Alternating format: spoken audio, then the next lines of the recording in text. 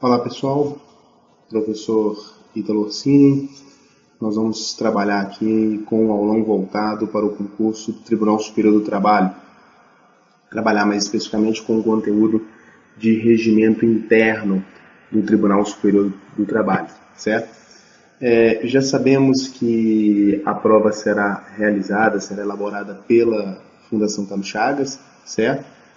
E quanto a isso, não vai mudar muita coisa do nosso padrão, porque a Fundação Carlos Chagas foi responsável pela elaboração de algumas das últimas provas para o TST, certo? Então, no nosso aulão, a gente vai apresentar algumas informações importantes para a prova, certo? E também informações que já foram exigidas em provas para que vocês tenham noção daquilo que normalmente é exigido, certo? É evidente que a gente não vai detalhar todo o regimento aqui, mas vamos apresentar aquelas informações objetivas que constantemente, que comumente são exigidas nesse tipo de prova, certo? A primeira coisa quando se trata de regimento interno, a primeira exigência que nós temos é conhecer bem as regras previstas na Constituição para o Tribunal Superior do Trabalho. Por quê? Porque é evidente que o regimento vai observar aquelas regras e muitas daquelas ideias vão ser apresentadas aqui para nós, certo? Então, nós sabemos que o TST é um órgão do Poder Judiciário, certo? Pertence aos órgãos da Justiça do Trabalho como um todo. E o TST é o órgão de cúpula da Justiça do Trabalho. É como se fosse a última instância da Justiça do Trabalho. Lembrando que há a hipótese de cabimento de recurso ainda ao Supremo Tribunal Federal, que funciona como nossa Corte Constitucional. Então o TST funciona como esse órgão de cúpula da Justiça do Trabalho, eu sempre vou bater muito nisso, certo? Já que o nosso órgão de cúpula do Poder Judiciário é o Supremo Tribunal Federal, e tem sede na capital, tem sede em Brasília. A capacidade de aplicar o direito, ou seja, a jurisdição do TST, envolve todo o território brasileiro, todo o território nacional, certo? O TST é composto por 27 ministros, essa fixação, esse número de membros vem da Constituição da República, certo? E estes 27 ministros, eles são escolhidos entre brasileiros, observem bem, brasileiros, não há exigência aí de que sejam brasileiros natos, muito cuidado com isso. O brasileiro naturalizado pode sim ser membro do Tribunal Superior do Trabalho, ele não está dentre os cargos privativos de brasileiros natos, previstos no parágrafo 3º do artigo 12 da Constituição, certo?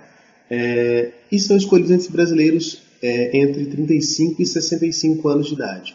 Observem que essa questão da idade é a idade para ingresso no cargo. Então, para ingressar no cargo de ministro do Tribunal Superior do Trabalho, é necessário que o brasileiro tenha entre 35 e 65 anos de idade. Ele não pode, evidente, ter mais do que 65 anos para ingressar. Depois que ele ingressou, ele vai permanecer por mais algum período. Os ministros do TST, eles são nomeados pelo presidente da República, mas não quer dizer que a escolha se dá efetivamente pelo presidente da República, certo? Há um procedimento todo para a escolha desses membros. Mas o ato formal de nomeação, o ato final, será do presidente da República, como veremos. Os nomes indicados ao TST também devem ser aprovados pelo Senado Federal, dentro desse sistema de freios e contrapesos que nós já conhecemos, certo? Com relação a estas 27 vagas no TST, é importante que a gente identifique a origem. Também por força da análise da Constituição, nós sabemos que nem todos os 27 ministros são o que a gente chama magistrados de carreira, porque o TST também vai observar o chamado quinto constitucional, certo? Ou seja, 1/5 das vagas lá no TST será preenchido por advogados ou membros do Ministério Público do Trabalho. Os outros 4/5, as outras 4/5 das vagas aí serão preenchidas por magistrados de carreira, ou seja, aquele magistrado que foi aprovado em concurso público, de provas e títulos, com a participação obrigatória da OAB em todas as fases, ingressou à carreira como juiz do trabalho substituto e foi galgando a carreira até chegar em um tribunal regional do trabalho, certo? Então, quando se trata desse tipo de preenchimento de vaga dos magistrados de carreira, haverá uma convocação pelo presidente do TST, do Tribunal Pleno, ainda não falamos dos órgãos, mas já sabemos que existe aí o Tribunal Pleno do TST, certo? E esse Tribunal Pleno, ele vai pelo voto secreto e em escrutínios sucessivos, ou seja, temos eleições separadas, a cada eleição indica um nome, é preciso ter esse cuidado, vai escolher entre esses juízes da carreira integrantes dos TRTs, muito cuidado com isso.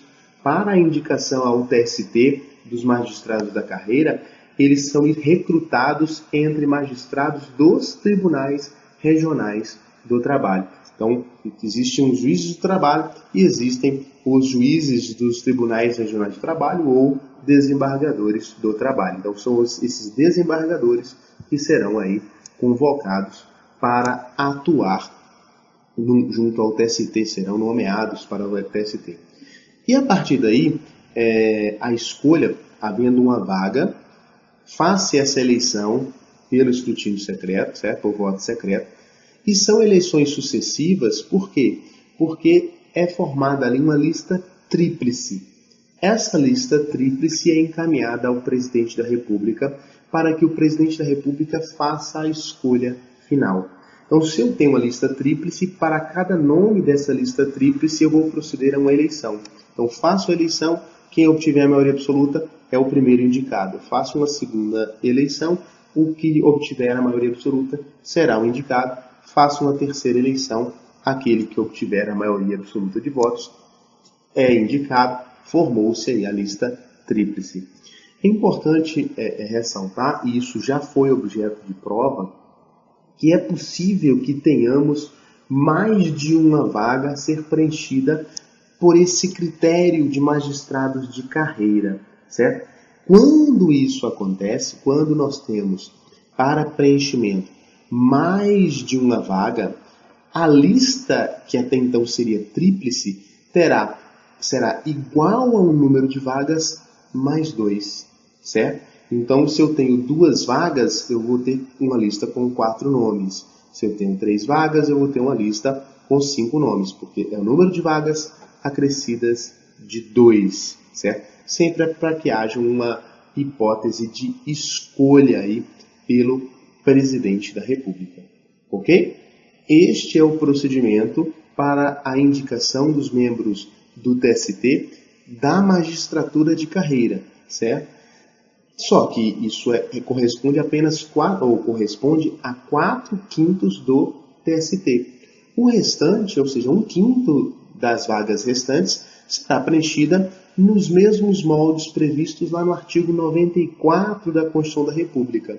Então, quando se tratar de vaga destinada a membro do Ministério Público do Trabalho ou a advogado, deve ser comunicado ao órgão competente para a indicação ou ao órgão de classe, ou seja, ou ao Ministério Público do Trabalho ou ao OAB, mais especificamente a Procuradoria-Geral do Trabalho e o Conselho Federal da Ordem dos Advogados do Brasil, para que eles encaminhem a lista sêxtupla.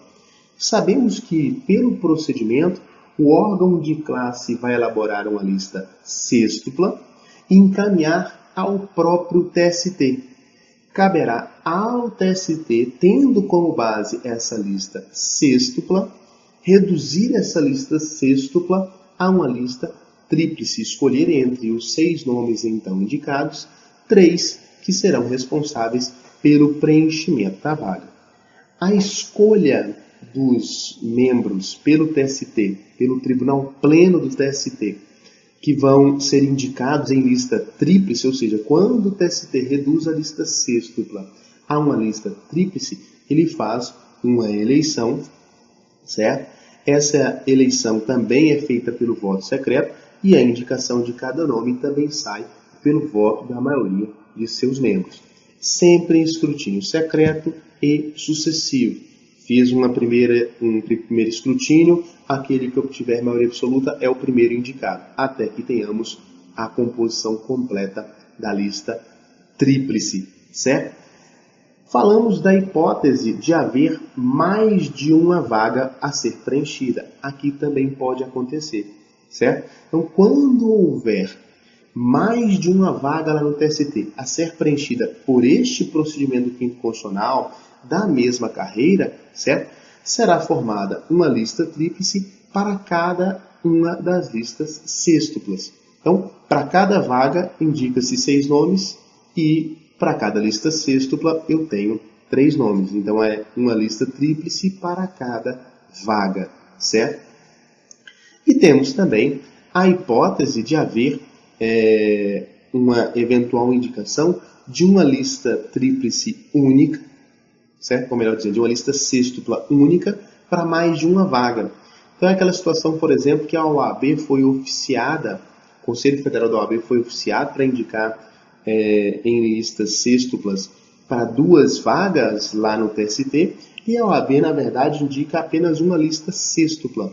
Neste caso, quando o TST, o Tribunal Pleno do TST, recebe uma lista única, certo, de indicados, havendo mais de uma vaga, o que ele vai fazer? Ele vai fazer, em vez de elaborar e reduzir uma lista tríplice, ele vai pegar o número de vagas e acrescentar mais 2 para remeter essa lista ao presidente da República. Então, mais uma vez, é aquela questão. Se eu tenho 2 vagas a serem preenchidas, eu recebi apenas uma lista sêxtupla, ao invés de indicar 3 nomes, eu vou indicar o número correspondente ao número de vagas, ou seja, 2 vagas, no meu exemplo, mais 2. Ou seja, vou indicar, ao invés de 3 nomes, 4 nomes. Aí eu amplio o leque de escolha para o presidente da República. Ok? Então, muito cuidado com estes procedimentos para o provimento desses cargos, porque estes procedimentos, como eu já disse, já foram exigidos. E a Fundação Carlos Chagas, ela, embora tenha ganhado uma fama aí, de ser muito objetiva, de ser muito decoreba, e ainda traz um pouco isso, tanto que a gente brincava que era a Fundação Copiar e Colar, certo? Hoje ela melhorou um pouco essa história, então as questões estão um pouco melhores. E ela tem se notabilizado, tem sido muito comum em provas de outros TRTs, por exemplo, de não usar questões com cada alternativa com informação. Muitas vezes ela vai lidar com completar uma frase. Então nós veremos algumas hipóteses onde esse tipo de questão pode surgir. E aí você vai ter que lembrar qual é a regra que complementa aquela informação. Certo? Então já sabemos que o TST tem 27 ministros brasileiros, certo? E da questão do provimento das vagas, tanto por magistrados de carreira quanto por membros do quinto constitucional, indicados por meio do procedimento quinto constitucional. Quais são os requisitos inicialmente para ser ministro do TST? Certo? O ministro tem que ser brasileiro, como eu disse, nato ou naturalizado. Para ingresso tem que ter mais de 35 e menos de 65 anos de idade. Ressalto, isso é requisito para ingresso, é para entrar, certo? Depois que ele entrou, já não o limite de idade já passa a ser outro, certo? Da aposentadoria compulsória. E quaisquer outros requisitos previstos em lei, certo? Se a lei trouxer outras restrições, ok. Mas o regimento e a Constituição inicialmente não trazem nenhuma outra restrição.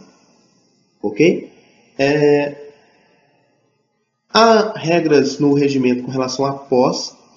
Não há, por exemplo, informações sobre prazo, procedimentos mais específicos, mas é importante que a gente tenha ideia que a competência para dar posse aos ministros do TST é do Tribunal Pleno. Essa é a regra inicial. Isso é apresentado tanto na parte inicial do regimento, quanto lá nas competências do Tribunal Pleno. Certo? Só que, como temos hipótese de férias coletivas no TST, e é preciso abrir esse parêntese, a Constituição vedou férias coletivas, sim, nos juízos e tribunais de segundo grau, O TST não é um tribunal de segundo grau, certo? Era uma instância superior. Então, no TST temos sim férias coletivas. Então, durante o período de férias coletivas ou durante o recesso judiciário, nós não temos o funcionamento do Tribunal Pleno. E aí, se tivemos aí a indicação, a nomeação de um ministro do TST durante esse período de recesso ou durante as férias coletivas, o que é que acontece? Eu vou convocar de forma extraordinária o Tribunal Pleno só para dar posse? Não. Então se não pode convocar um ministro, não vai poder tomar posse? Também não. A posse, como veremos na sequência, é um dos critérios para a indicação da antiguidade do magistrado lá no TST. E a antiguidade vai ser importante para inúmeras circunstâncias e situações, certo? Então, o que é feito? É permitida a posse junto ao presidente do TST, mas a posse deverá ser ratificada pelo Tribunal Pleno. Então, aquele ministro que tomar posse durante as férias coletivas não tem problema nenhum, ele pode tomar posse perante o presidente do tribunal, mas este ato de posse deve ser referendado, deve ser ratificado pelo Tribunal Pleno. É muito comum em outros regimentos utilizar até o ad referendum, certo? Aqui no regimento TST utilizou-se muito pouco isso, mas a lógica é essa. O presidente pratica o ato, mas o ato deve ser confirmado, deve ser ratificado pelo Tribunal Pleno. Fiz referência à antiguidade. A antiguidade sempre é um elemento importante quando se trata de tribunal, porque ela envolve, por exemplo, a eleição dos cargos de direção tem relação com a antiguidade. A composição do órgão especial tem relação com a antiguidade. A forma de remoção, de preenchimento das vagas nas turmas, nas sessões, dependem e têm relevância com relação à antiguidade. Então, a antiguidade sempre é importante e é evidente, tem que se traçar regras de antiguidade. E o regimento apresenta os critérios para a definição da antiguidade. Qual é o magistrado mais antigo e qual seria o mais moderno, certo? Com relação a esses critérios, é preciso ter um cuidado porque isso vem sendo constantemente exigido em prova e em provas da Fundação Carlos Chagas ainda mais. Então, primeiro critério para a definição da antiguidade no TST é a posse. Por isso que tratamos da importância da posse durante o período de recesso, certo? Ou durante as férias coletivas, porque quanto mais rápido o ministro toma posse, mais tempo ele tem para a contagem de sua antiguidade. Se eventualmente for igual à posse, o segundo critério para a definição da antiguidade é a nomeação.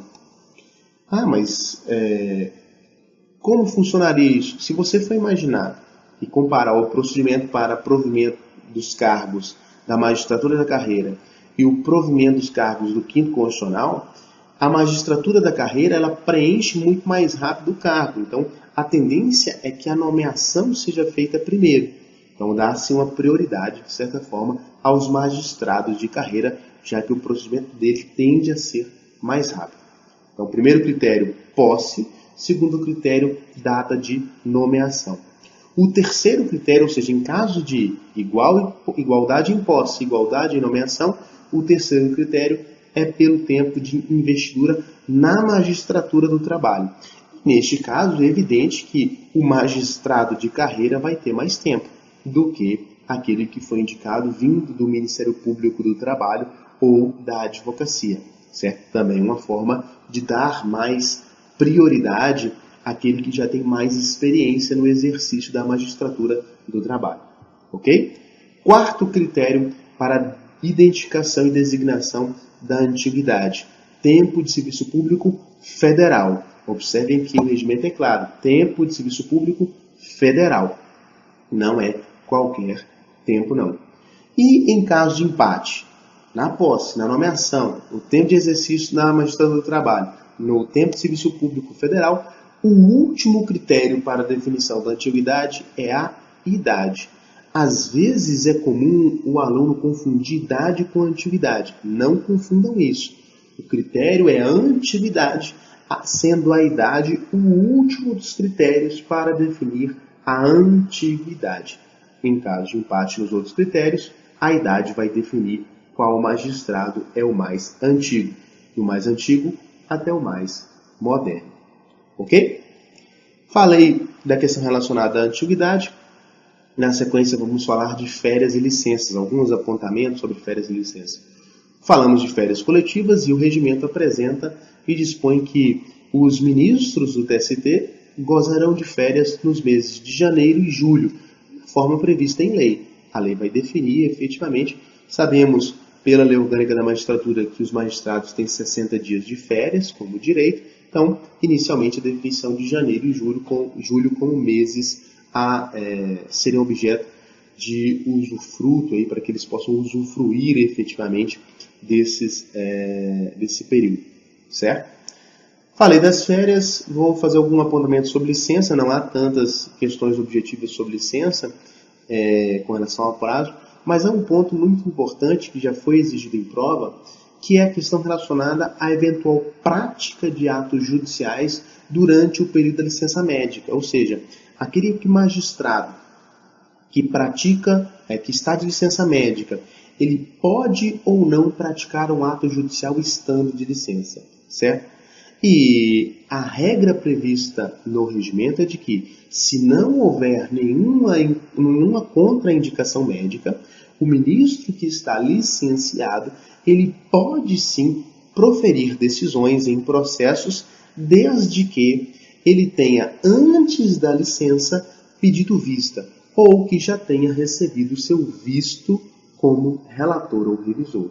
Então, nestas três hipóteses, quando ele pede vista dos autos, ou quando ele já lançou seu visto como relator ou revisor, ele pode praticar atos judiciais no processo, ainda que esteja de licença médica. Sempre lembrando, salvo se não houver contraindicação médica, certo? Então é muito comum, não pode praticar. Não é que não pode. Ele até pode, desde que não haja contraindicação médica e que ele tenha posto seu visto, quando se trata de atuação como relator ou revisor de um processo, ou que tenha pedido vista dos autos dele num julgamento. Olha, vou pedir vista desses autos para analisar melhor. Então, neste caso, ele pode praticar atos judiciais. Ok? Regras de substituição, certo? Que é um outro ponto também muito comum, e quando se trata de provas da Fundação Carlos Chagas, que eles exigem que você complete certas ideias, estabeleça as ideias de forma corretamente, isso vai ser extremamente importante, principalmente porque a regra prevista no regimento do TST é uma regra até incomum quando a gente pensa em outros tribunais. Nós ainda não falamos dos cargos de direção, mas o nosso foco aqui na substituição vai ser inicialmente nesses 3 pontos, ou nos 3 cargos de direção. Temos 3 cargos de direção, vamos tratar mais na frente da eleição, etc, etc. Mas o certo é que temos que estabelecer regras de substituição dos ministros que exercem cargo de direção, de presidente, vice-presidente e corregedor. Primeira regra de substituição, óbvio, substituição do presidente do tribunal. Então, o presidente do tribunal, em ausências, impedimentos, afastamentos, será substituído pelo vice-presidente. Na ausência do presidente e do vice-presidente, eles serão substituídos pelo Corregedor-Geral da Justiça do Trabalho. E, na ausência dos 3 ministros que exercem cargo de direção, eu terei aí chamado a substituir o ministro mais antigo dentre aqueles que não estão afastados, certo? Tudo bem, a do presidente é relativamente tranquila. Agora vamos para a substituição do vice-presidente. Qual é a grande questão relacionada à substituição do vice-presidente? O vice-presidente, como vocês verão no regimento, ele tem algumas atribuições próprias, certo? Então ele tem algumas coisas que só ele faz, competências e atribuições próprias. E o vice-presidente, em caso de ausência e impedimento, ele será substituído pelo presidente. Então, o primeiro na linha de substituição do vice-presidente é o presidente do tribunal. E aí, na ausência do vice-presidente e do presidente, será chamado à substituição o corregedor, e na ausência também do corregedor, o ministro mais antigo, sempre observada aquela ordem de antiguidade. Certo? E aí, para a gente finalizar essas questões relacionadas às regras de substituição, temos a regra de substituição do corregedor. Falei da regra de substituição do presidente, do vice-presidente, agora a regra de substituição do corregedor. O corregedor ele será substituído pelo vice-presidente, certo? Em caso de ausência ou impedimento. Na ausência do vice-presidente, estará substituído pelo presidente.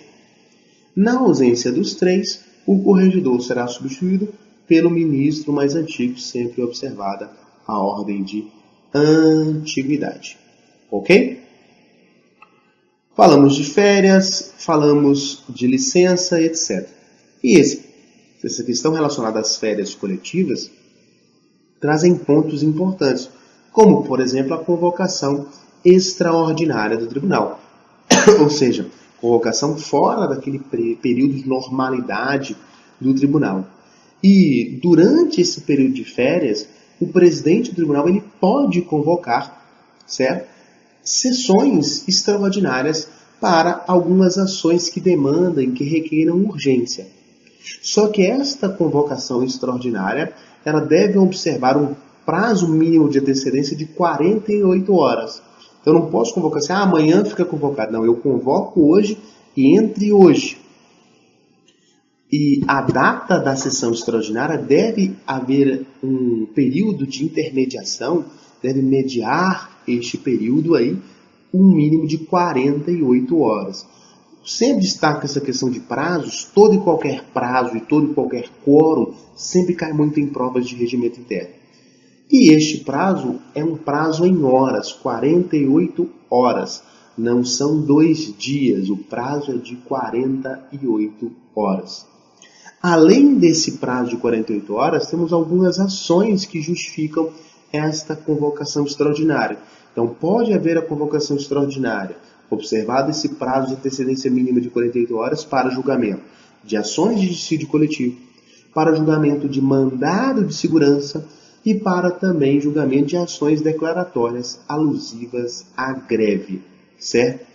Sempre ressaltando a ideia de que estas ações devem requerer apreciação urgente, certo? Sempre temos que ter esse cuidado e essa especial atenção quando se trata dessas regras. E estes prazos, como eu já disse, já foram cobrados em prova e a Fundação Carlos Chagas adora esse tipo de cobrança. Ok? Fiz referência aos cargos de direção e agora a gente vai falar um pouco sobre alguns procedimentos relacionados à eleição desses cargos de direção.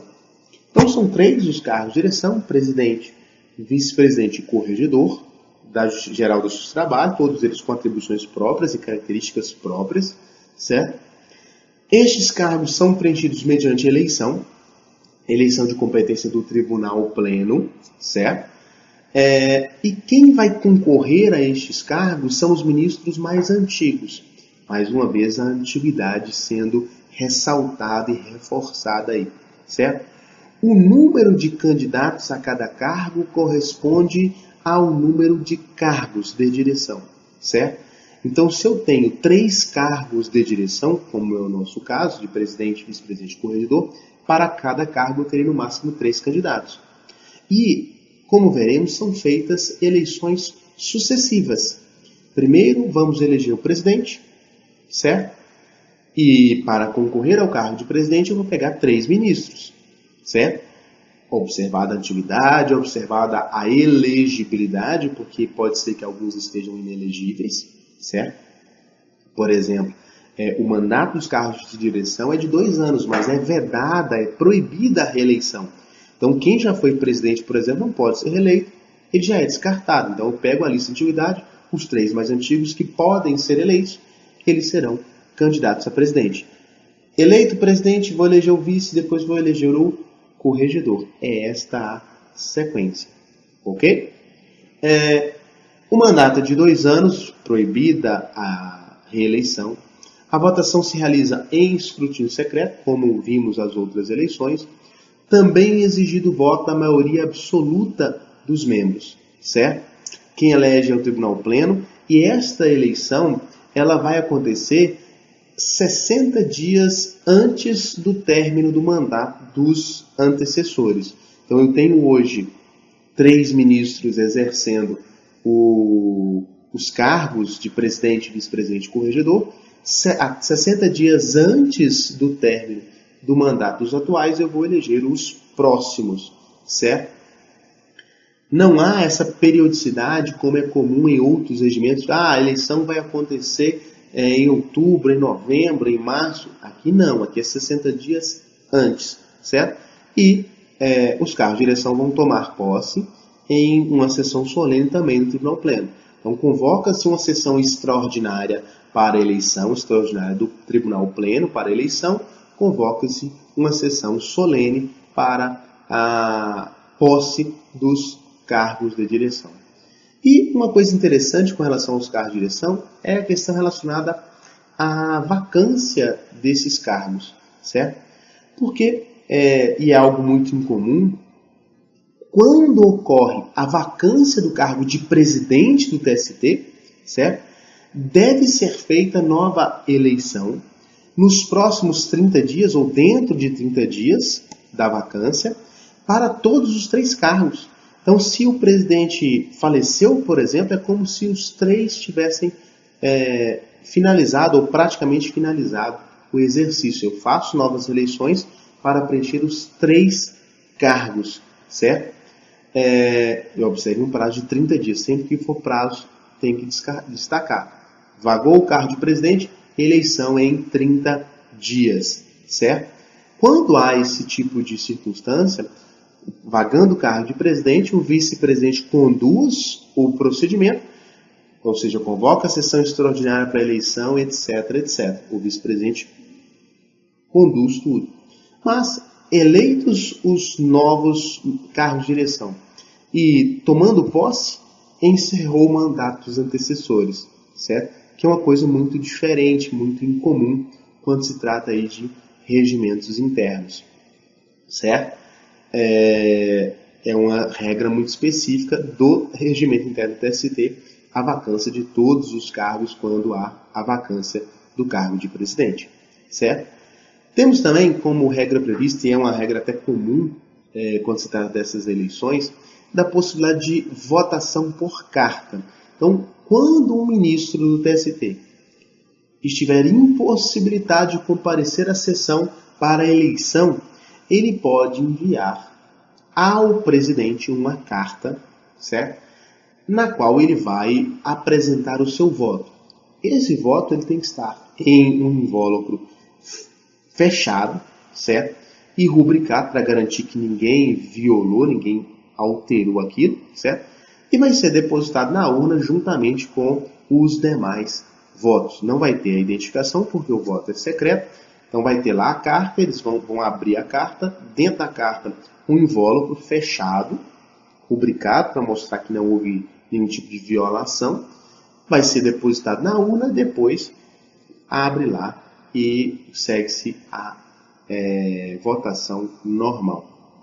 Como eu disse, a eleição é sequencial, então tem que ter muito cuidado, porque esse é um tipo de informação que às vezes a Carlos Chagas explora. Então, primeiro eu vou eleger o presidente, depois o vice-presidente, o corregedor. Então, a eleição do presidente precede a do vice-presidente, que precede a eleição do corregedor. Tem que observar essa sequência, são eleições sucessivas, certo? Uma atrás da outra.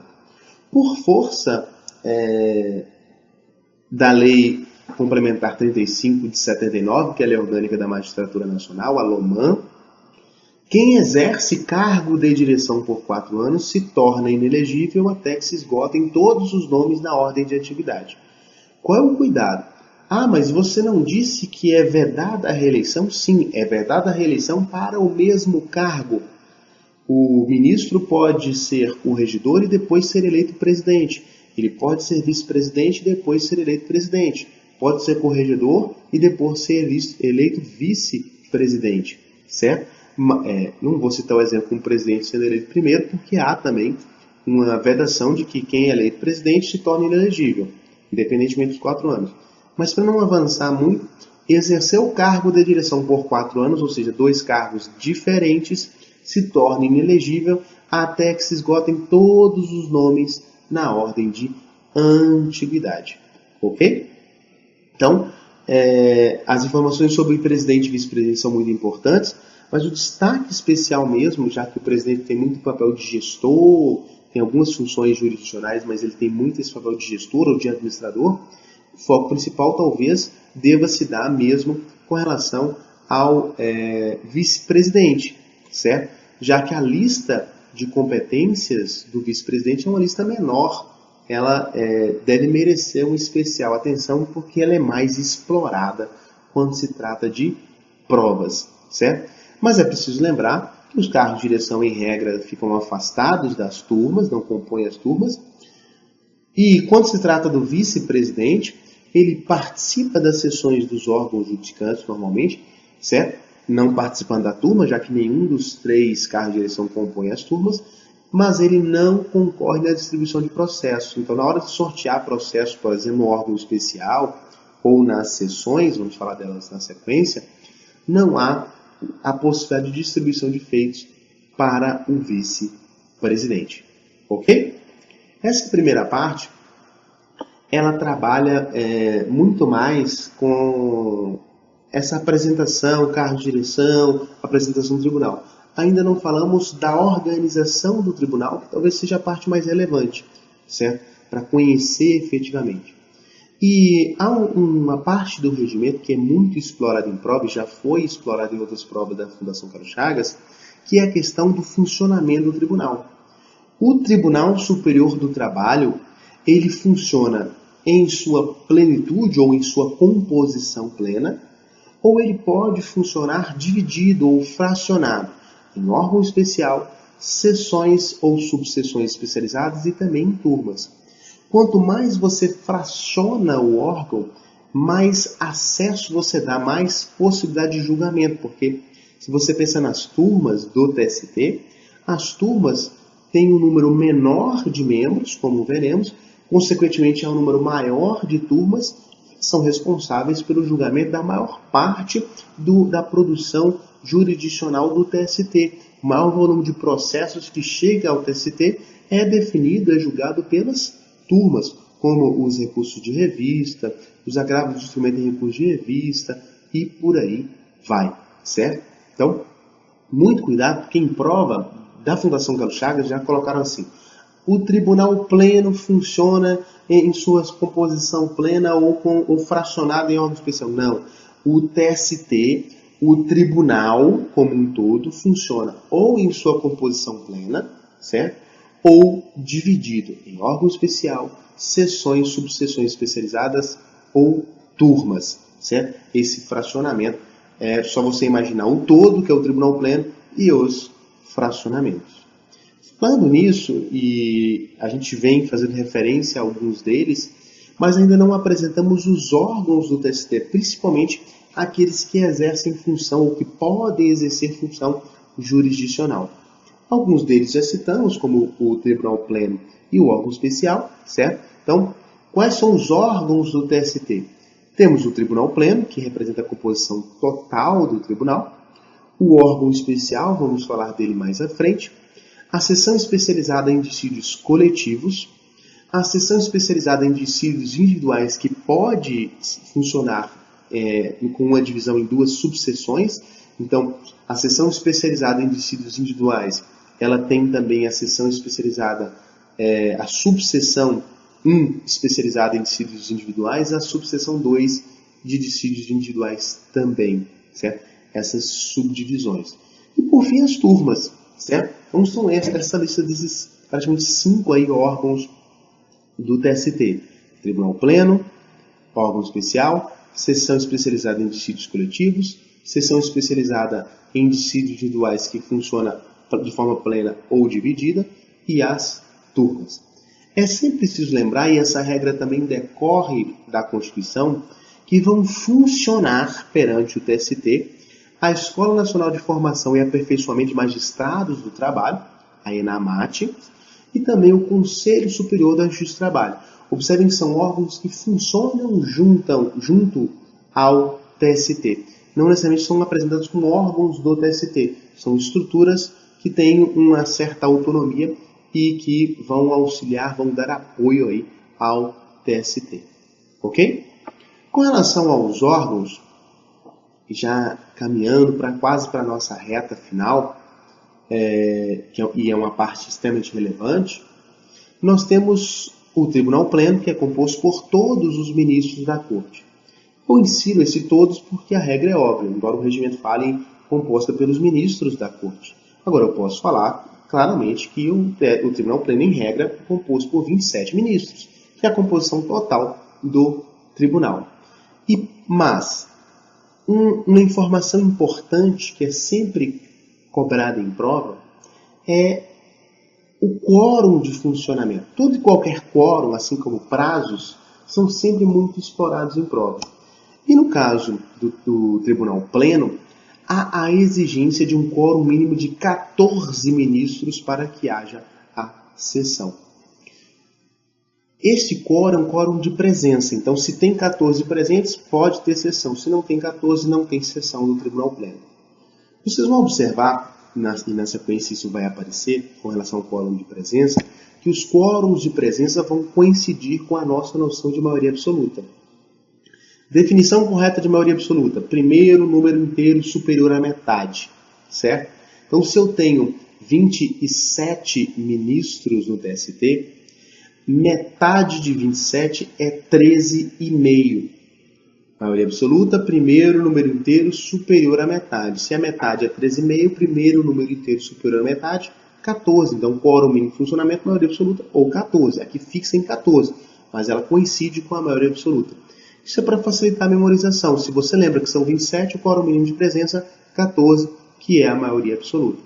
Lembrando que estamos falando de quórum de presença.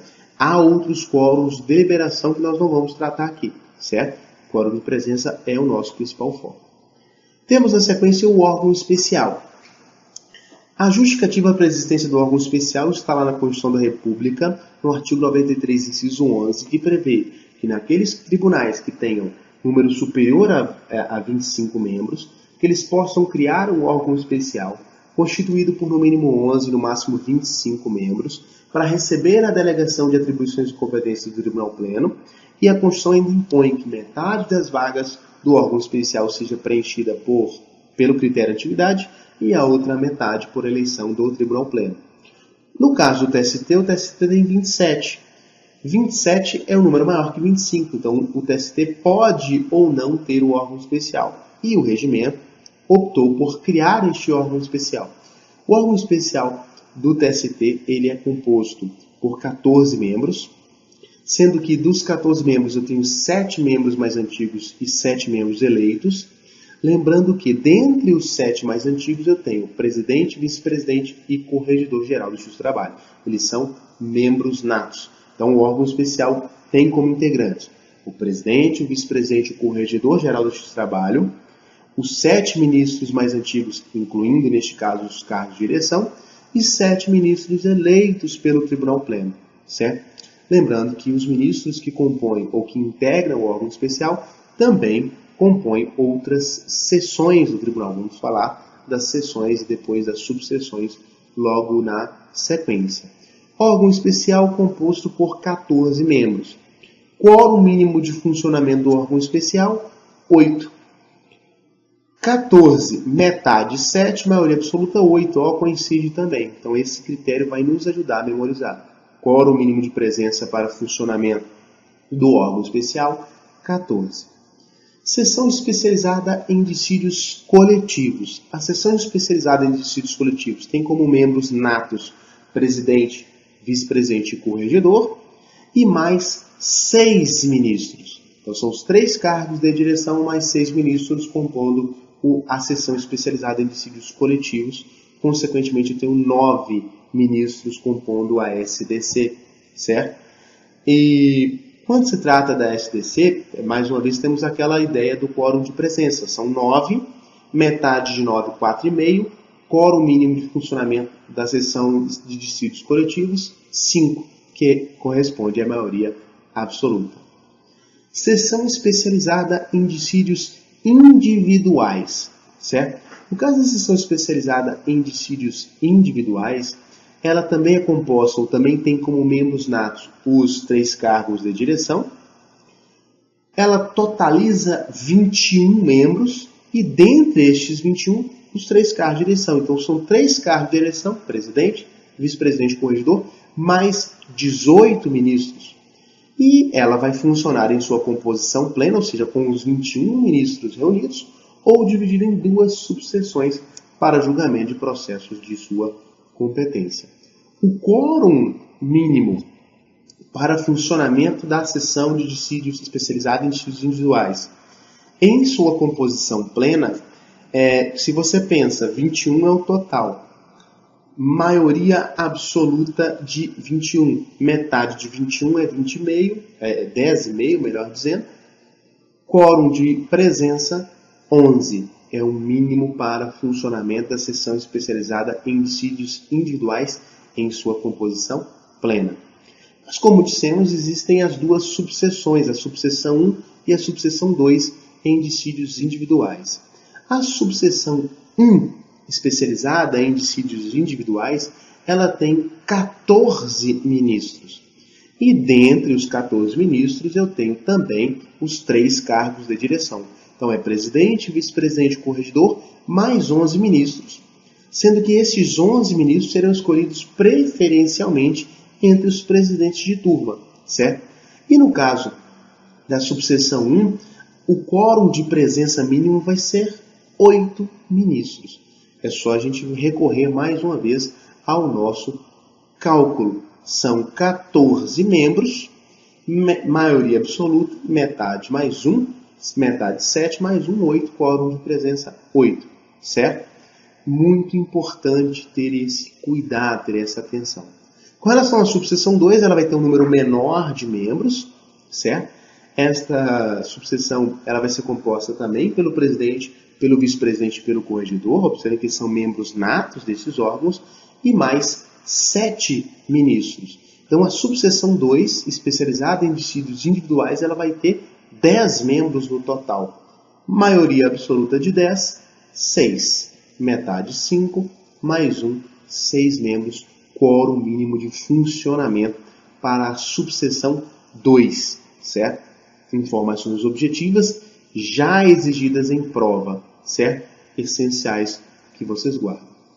Com relação às turmas são compostas por 3 ministros, certo? E para o funcionamento da turma, por óbvio, tem que haver a presença de 3 magistrados. Número mínimo 3, número de composição 3, número mínimo de funcionamento 3. Então, observe o seguinte, o Tribunal Pleno é constituído por todos, quórum mínimo de presença 14. O órgão especial é composto por 14, quórum mínimo de presença 8. A sessão especializada em dissídios coletivos, composta por 9 membros, quórum mínimo de presença 5. A sessão especializada em dissídios individuais em sua composição plena, 21, quórum de presença 11. Subseção 1, especializada em dissídios individuais, número de membros 14, quórum mínimo de funcionamento 8. Subseção 2, composição total 10 membros, quórum mínimo de funcionamento 6, turmas 3 e 3. 3 composição, 3 presença. Ok? Extremamente importante e já exigido em provas da Fundação Carlos Chagas. Então, esse tipo de informação objetiva, se você pega essas informações objetivas, você já tem o básico. Isso você tem que saber de qualquer jeito. E aí, depois você vai complementar as informações com outros elementos objetivos que também podemos encontrar lá no regimento interno. Ok? Chegamos então às disposições finais, certo? Que também tem pontos relevantes, também trazem aí algumas informações objetivas que podem sim ser objeto de prova, certo? Primeiramente, pensando em estudos sobre o regimento interno, a questão relacionada à possibilidade de alteração do regimento interno. O regimento interno é um ato normativo de competência do Tribunal Pleno, certo? E a alteração, consequentemente, é feita também pelo Tribunal Pleno, certo? Quando o ato tem natureza regimental, ele deve observar determinadas nomenclaturas. O mais comum é que um ato possa fazer qualquer coisa com o regimento interno, desde que venha do Tribunal Pleno. É comum, normalmente, que o regimento seja uma resolução e que outra resolução possa alterar o texto do regimento interno. Só que no caso do regimento interno do TST, nós temos duas nomenclaturas diferentes de acordo com a natureza do ato. Ou seja, se o ato traz modificações no texto, ele tem um nome. Se o ato inclui ou acrescenta, aliás, suprime ou acrescenta um dispositivo, eu tenho uma outra forma de nomenclatura, certo?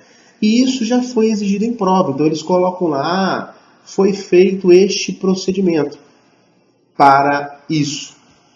O procedimento foi correto? E aí vão explicar, não, foi correto por isso, foi incorreto por aquilo. Você vai ter que saber identificar se foi feito de forma correta e por quê, se foi feita de forma incorreta ou por quê, certo? Tudo isso já foi exigido em prova, uma prova, como eu disse, que supera um pouco a normalidade ou o que a gente se acostumou durante muitos anos aí da Fundação Carlos Chagas. Então, que atos são esses que tem natureza regimental? Eu tenho a emenda regimental e o ato regimental. São atos diferentes. Vocês vão observar que, para quem já fez concurso para órgãos legislativos, Câmara, às vezes câmaras municipais, assembleias, que vai parecer com a conceituação um pouco de emendas. Emendas aditivas, supressivas, modificativas. É mais ou menos isso, só que é pela nomenclatura. Então, nós temos uma emenda regimental. Qual o objetivo de uma emenda regimental? No caso do TST. A emenda regimental serve para modificar o texto do regimento. Então, o dispositivo já existe e eu vou mudar a redação. Vou alterar aquela regra, certo? Isso é uma emenda regimental.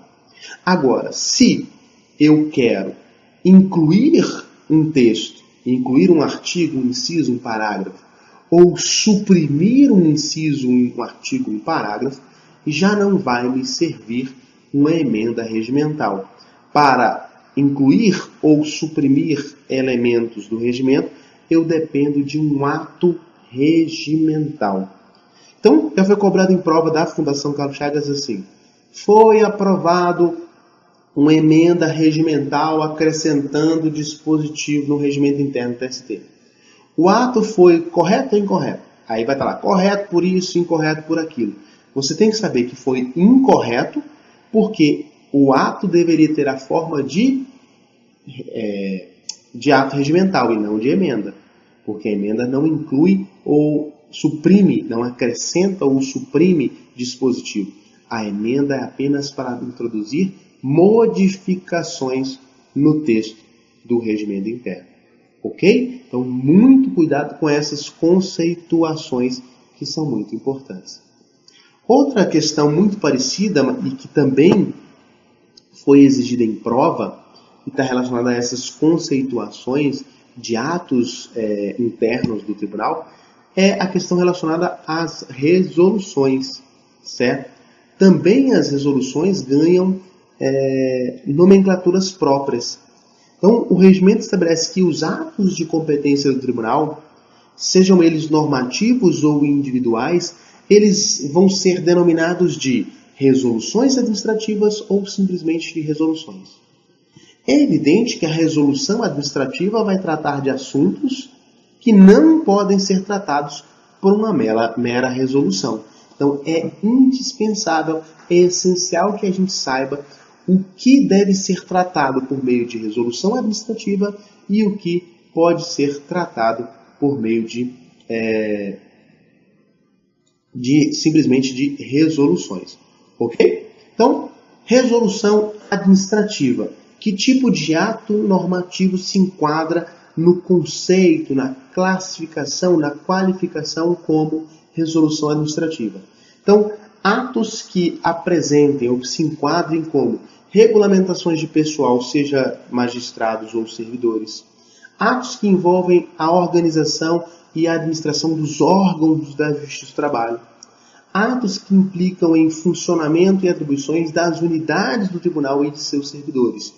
Todas essas questões relacionadas à administração são denominadas de resoluções administrativas. O objetivo da resolução é administrar. Então, é regulamento de pessoal, é organização e administração de órgão, é funcionamento e atribuição de unidade. É para isso que serve a resolução administrativa. As resoluções, só resoluções, elas têm uma denominação diferente. As resoluções, elas terão uma natureza um pouquinho mais normativa. E elas terão como elementos, certo? A instrução normativa, a aprovação de súmulas e também a aprovação de precedentes normativos. Então, vão se enquadrar no elemento resolução, a aprovação de instrução normativa, a aprovação de súmulas e também a aprovação de precedentes normativos. Ok? Então, observem que a gente conseguiu, num universo bem amplo, fazer uma apresentação do regimento interno. É no ritmo de aulão mesmo, praticamente 1 hora apresentando os principais pontos daquilo que já foi cobrado, daquilo que pode ser cobrado em prova, que é comumente cobrado, principalmente tendo como base o estilo da Fundação Carlos Chagas, certo? Para que vocês tenham uma ideia inicial, certo? Então, com esses pontos, talvez você possa se dar bem em prova. É um talvez porque você tem que se preparar de forma mais ampla. Não dá para contar só isso. Aqui é uma revisão, aqui é uma pontuação daquilo que é mais relevante para a prova. Ok? Então, a gente encerra o nosso aulão com isso. Espero que eu tenha ajudado. Ressaltando para que vocês mantenham esse ritmo, continuem, porque é um concurso muito visado e é importante que vocês mantenham essa base de estudo e certamente nós vamos ajudar bastante para que você obtenha sucesso na sua empreitada. Ok? Então, abraços a todos vocês, boa noite e bons estudos.